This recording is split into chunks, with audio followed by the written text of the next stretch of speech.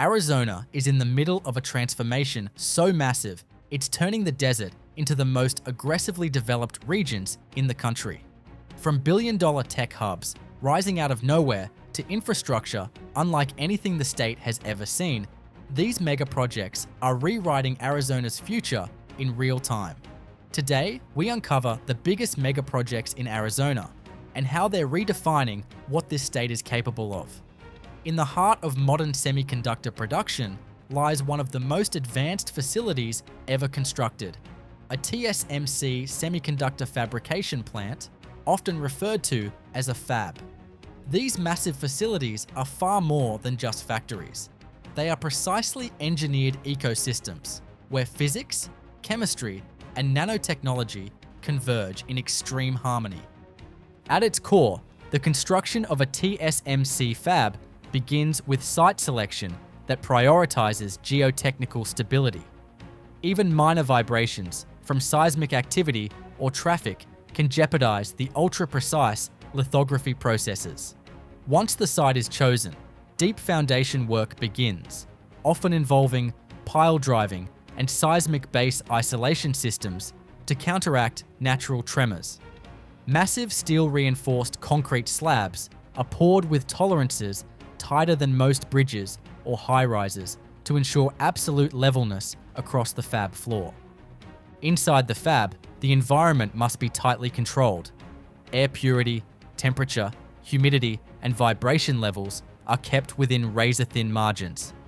The cleanroom is the centerpiece, classified as ISO class 1 or 2, meaning it contains less than 10 particles per cubic meter, smaller than a micron.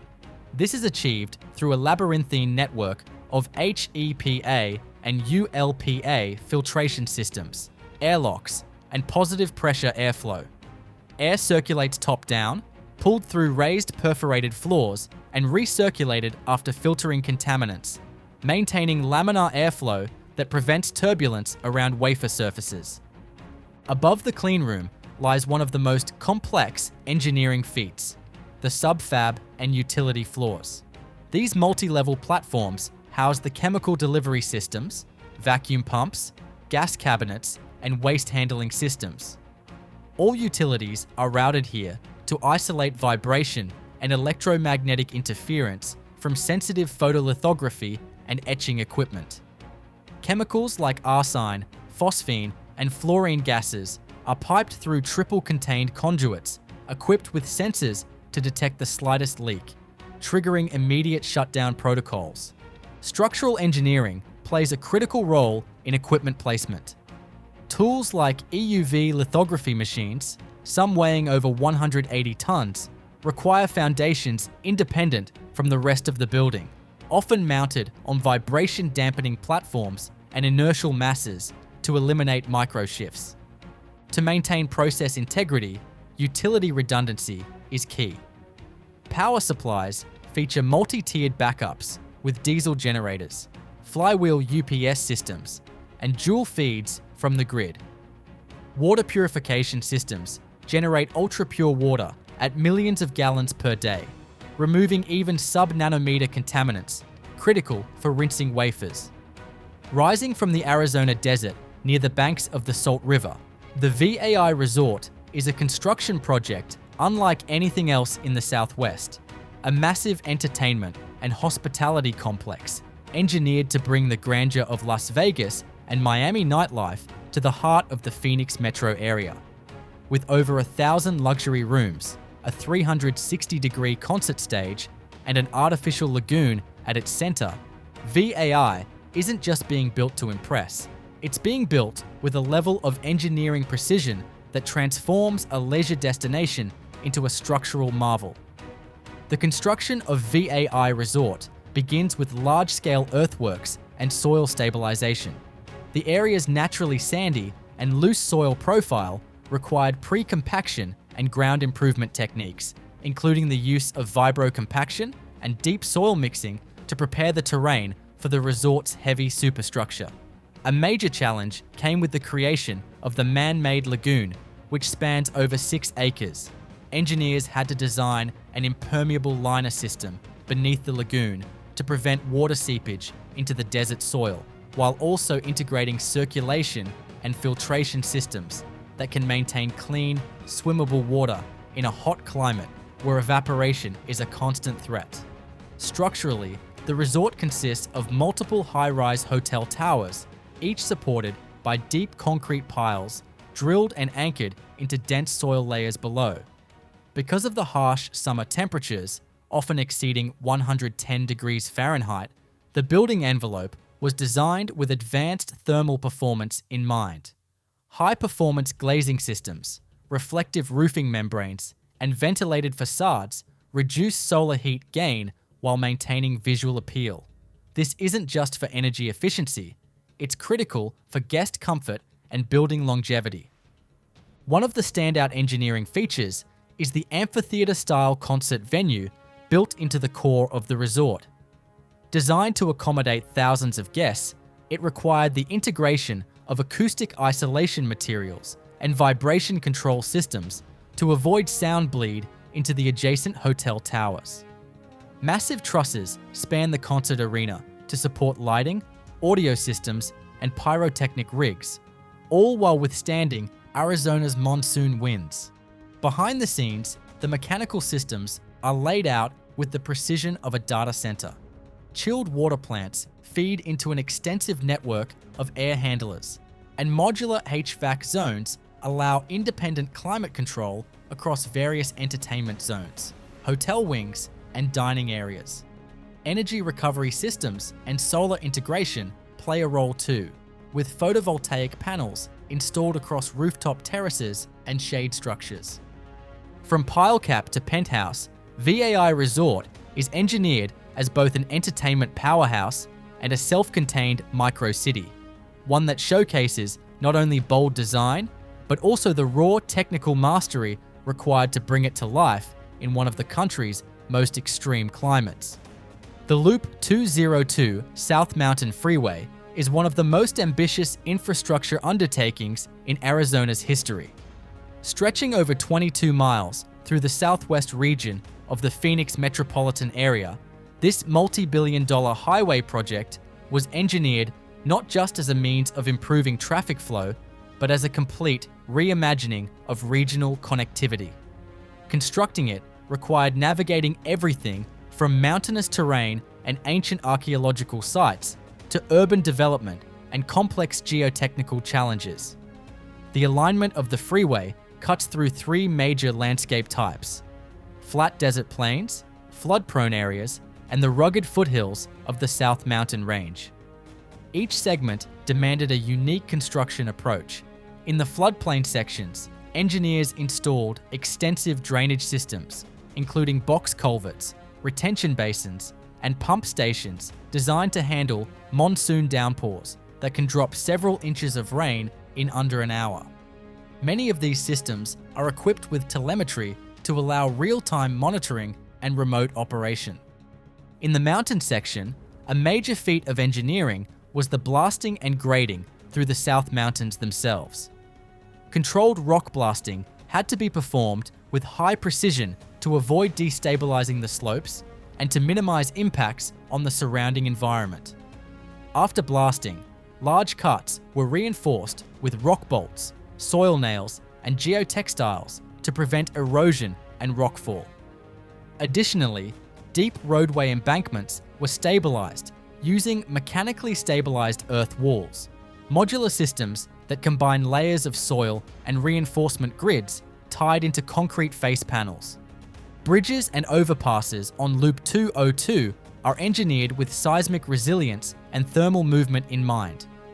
Phoenix's extreme heat can cause bridge decks to expand and contract significantly, so expansion joints and bearing pads were carefully selected and calibrated.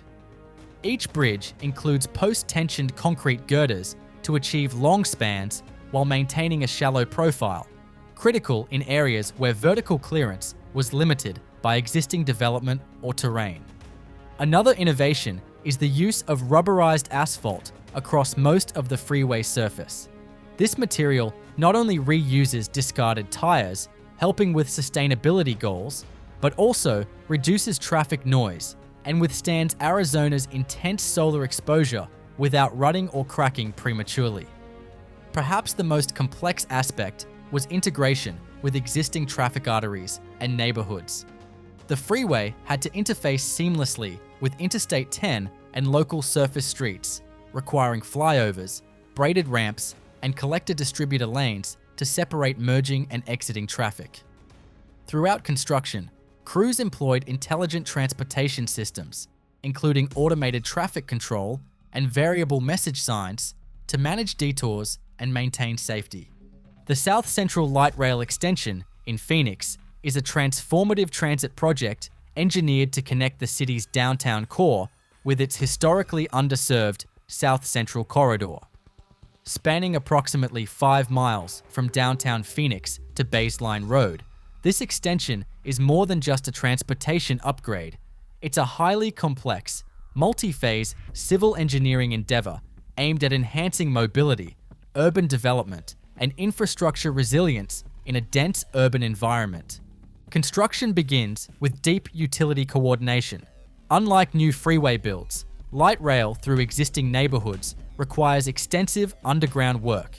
Crews must first relocate or upgrade water mains, gas lines, sewer systems, storm drains, and electrical conduits, many of which are decades old and poorly documented. Trenching is done in narrow corridors with limited clearance, often using vacuum excavation and hydro excavation to avoid damaging live utilities. This stage alone can span over a year, as utility realignment must occur before track work can begin. Once utilities are relocated, structural groundwork begins. The rail guideway is built on a reinforced concrete slab track system embedded directly into the roadway, which minimizes vertical elevation change and maintains a flush surface with traffic lanes and pedestrian crossings.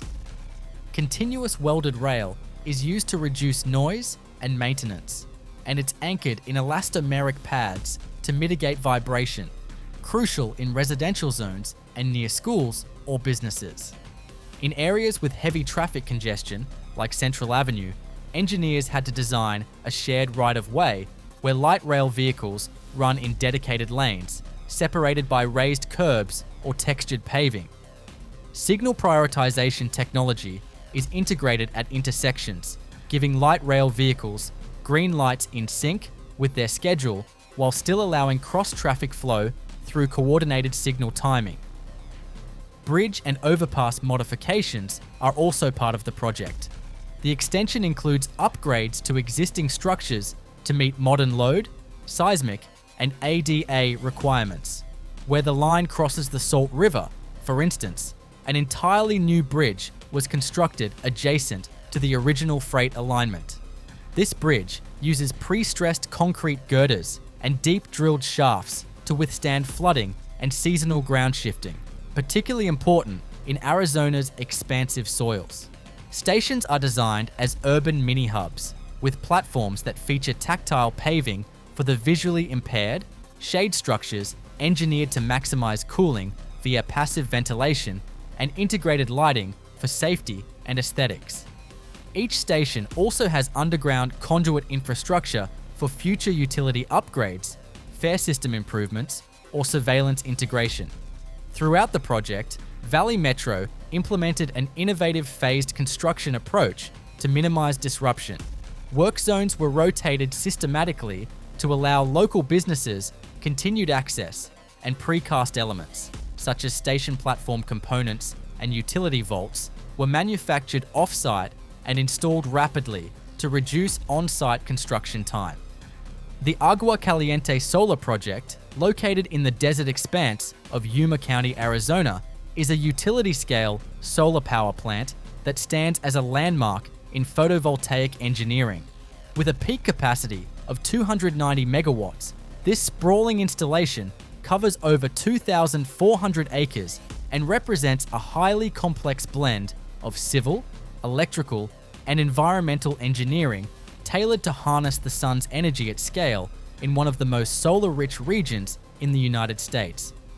Construction of the Agua Caliente solar project began with large-scale site preparation and grading. The desert terrain, while ideal for solar exposure, required extensive earthwork to level the land and improve drainage without disrupting natural arroyos. Given the site's proximity to protected desert ecosystems, erosion control measures, such as sediment basins and silt fences, were installed early to minimize impact on surrounding lands. The project uses thin film photovoltaic technology, specifically cadmium telluride modules. Unlike crystalline silicon panels, thin film modules are more tolerant to high temperatures and low light conditions, making them ideal for the harsh desert climate. These modules were mounted on fixed tilt steel support structures anchored directly into the ground with driven steel piles.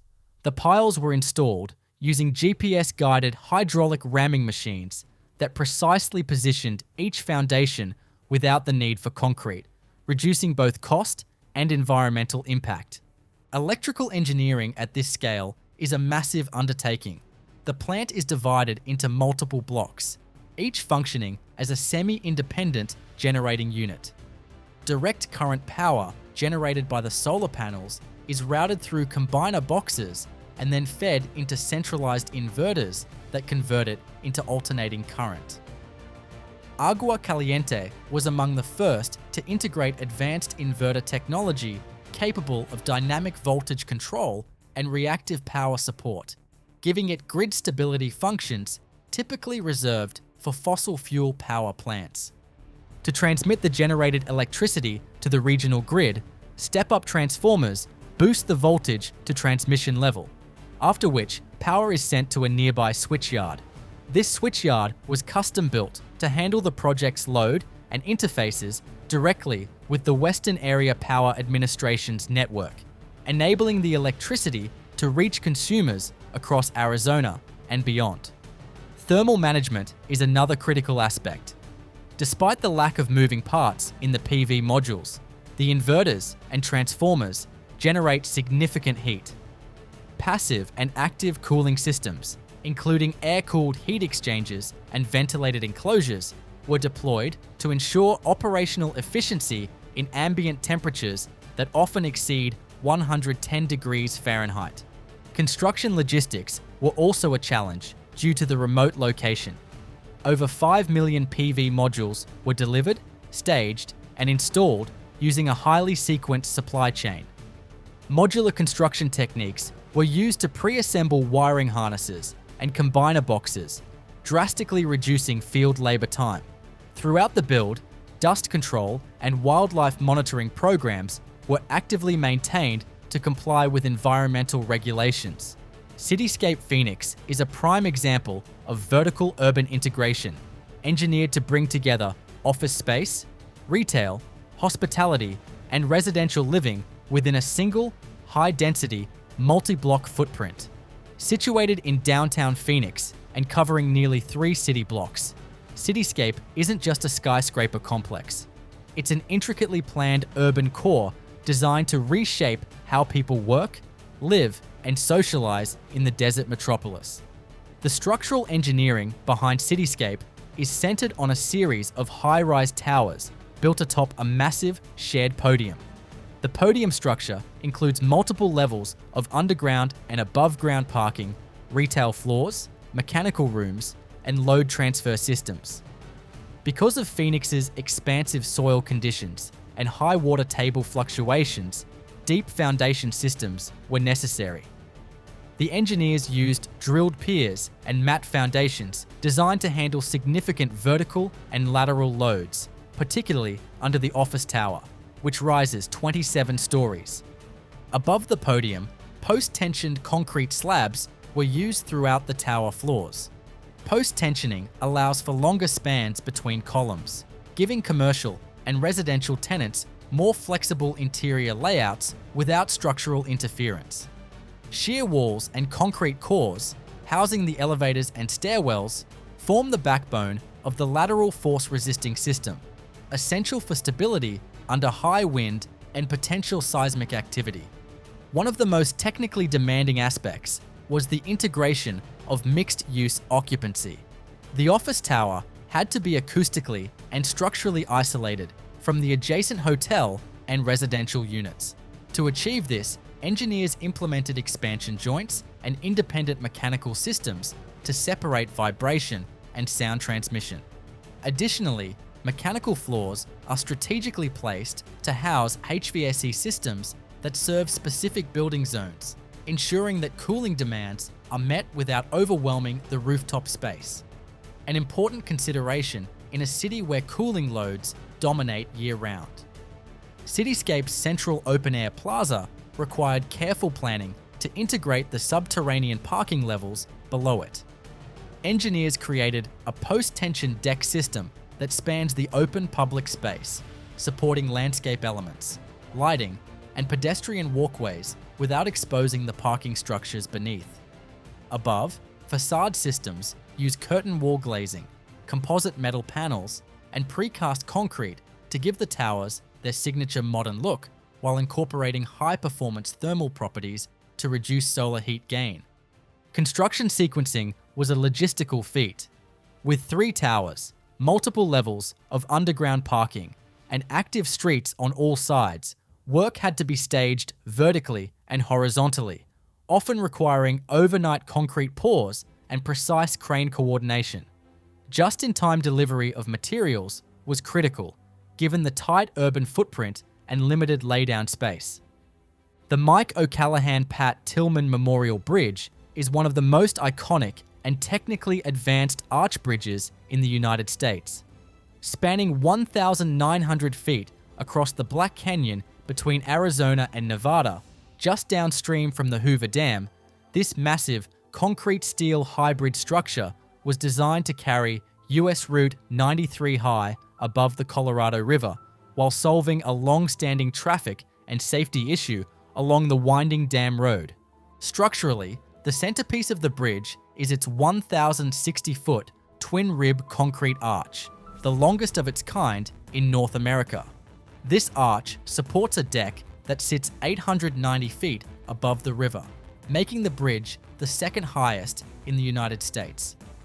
Building such a span in a location with steep canyon walls, high winds, and limited access demanded not only innovative design, but also extreme precision in execution.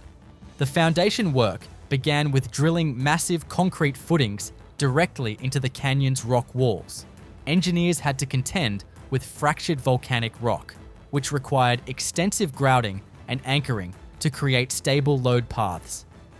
Each arch rib rests on bearings set into these foundation blocks, and from there, the ribs rise in parallel curves, eventually meeting at the center of the span with a keystone closure that locked the entire system into compression. One of the most extraordinary aspects of the bridge's construction was how the arch itself was built. Crews used a cantilever method, building the arch outward from both sides of the canyon, simultaneously using temporary cable-stayed towers anchored high on the cliffs. These towers supported the growing arch segments with steel cables, adjusted daily to counteract wind loads, thermal expansion, and minute misalignments. Surveying teams used laser-guided systems accurate to within millimeters to ensure both halves of the arch met perfectly in the middle. Once the arch was closed and self-supporting, the construction of the deck began.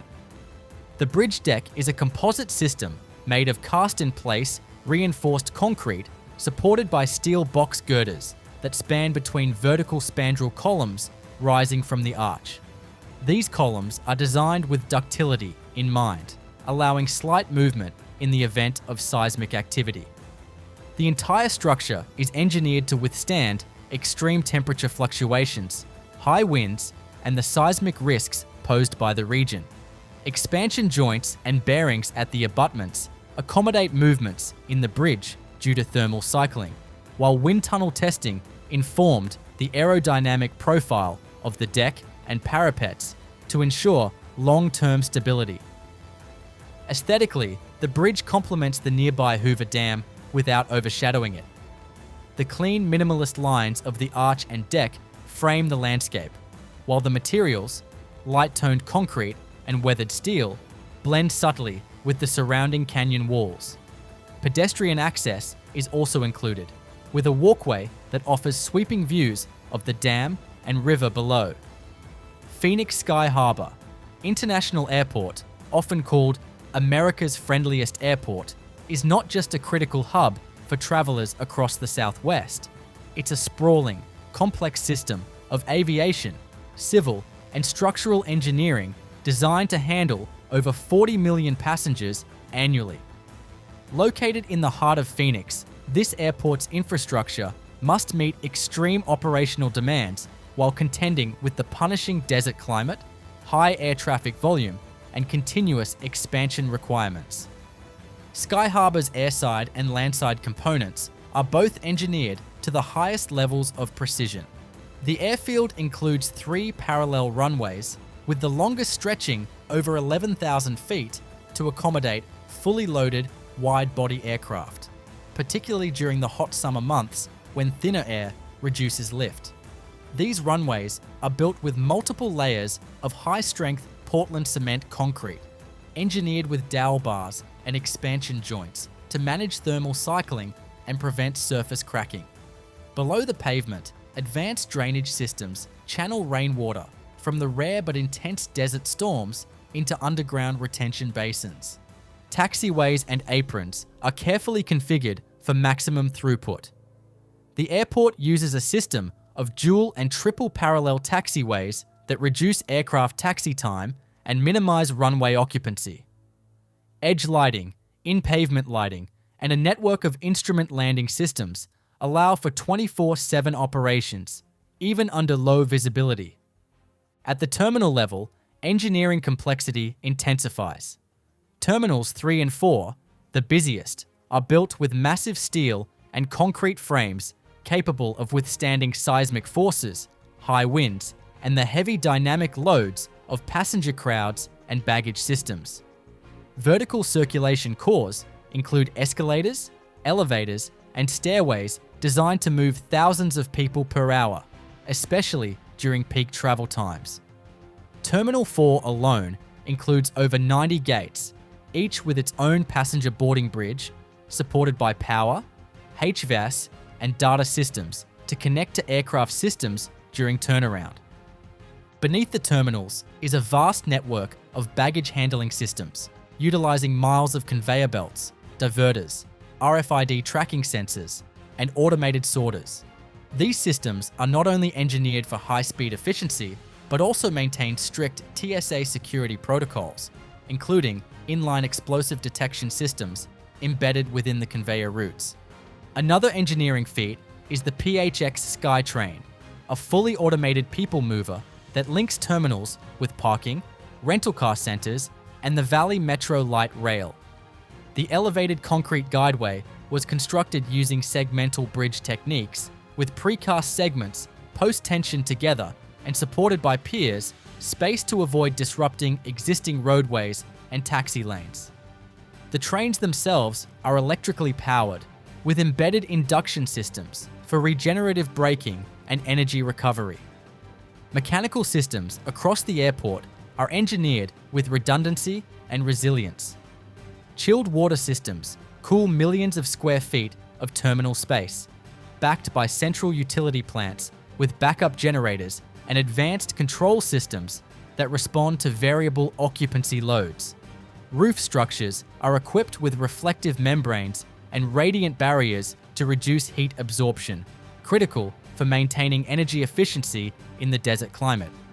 All of this is tied together with an advanced air traffic control tower, the tallest in Arizona, equipped with radar, weather monitoring, and communication systems that coordinate hundreds of daily arrivals and departures with millisecond precision. The Sunlink streetcar in Tucson, Arizona, is a compact yet technically sophisticated transit system that threads through the heart of the city, connecting the University of Arizona, downtown Tucson, and the Mercado district. At just under 4 miles long, it might seem modest in scope, but the engineering and construction behind it required surgical precision, deep utility coordination, and multimodal urban integration to bring modern street-level rail service into a historic and densely built environment. The foundation of the Sunlink system lies in its embedded track structure. Unlike elevated or segregated rail systems, Sunlink runs entirely at street level, sharing lanes with automobiles, bicycles, and pedestrians. This meant that the track slab had to be installed flush with the existing road surface, requiring extensive demolition, subgrade stabilization, and reconstruction of the roadway. Engineers excavated down to existing utility corridors, reconditioned the soil to reduce settlement risk, and installed new track-supporting slabs using reinforced concrete with embedded steel tie bars. A major engineering challenge involved underground utility relocation. Tucson's downtown core has aging infrastructure, water mains, sewer lines, storm drains, electrical conduits, and telecommunications. These had to be either replaced, lowered, or rerouted to prevent future conflicts with the rail system. Utility mapping was done with ground-penetrating radar, and construction often proceeded in short, block-by-block sections to maintain local access while minimizing service disruptions. The track itself uses grooved rail embedded into concrete, allowing for smooth vehicle passage across the trackway. Vibration isolation pads are placed beneath the rails to reduce noise and vibration transmission into nearby buildings, especially important along narrow streets lined with historic structures. These pads also help maintain track alignment in the face of Tucson's extreme temperature swings and potential soil movement. The overhead contact system, which powers the streetcars, was engineered to fit seamlessly into the streetscape. Steel poles are strategically placed to avoid visual clutter, often integrated into existing street lighting infrastructure. The catenary wires supply 750 volts of DC power, regulated through substations spaced along the alignment. These substations include transformers and switchgear housed in custom enclosures that blend with the urban fabric. The streetcars themselves are modern, low-floor vehicles with bidirectional operation, eliminating the need for turning loops. Each car is equipped with regenerative braking systems that reduce power demand and improve efficiency. Onboard systems are linked to a central operations center via a fiber optic network laid alongside the track, allowing real-time vehicle tracking, signal prioritization, and passenger information updates. Signal integration was a major piece of the engineering puzzle. The Sunlink system interfaces with city traffic signals through a transit signal priority system, allowing streetcars to maintain schedule reliability without overly disrupting vehicular flow. Signal heads and track switches are controlled via GPS and onboard vehicle logic units that communicate with the city's traffic management infrastructure. Finally, every station platform had to be precisely engineered for ADA compliance, ensuring level boarding with the streetcars. These platforms feature tactile paving, shade canopies, real-time arrival signage, and integration with pedestrian crosswalks and bike lanes. Since many stations are located on narrow streets, the design focused on compact, modular elements that could be installed with minimal disruption to surrounding businesses and foot traffic.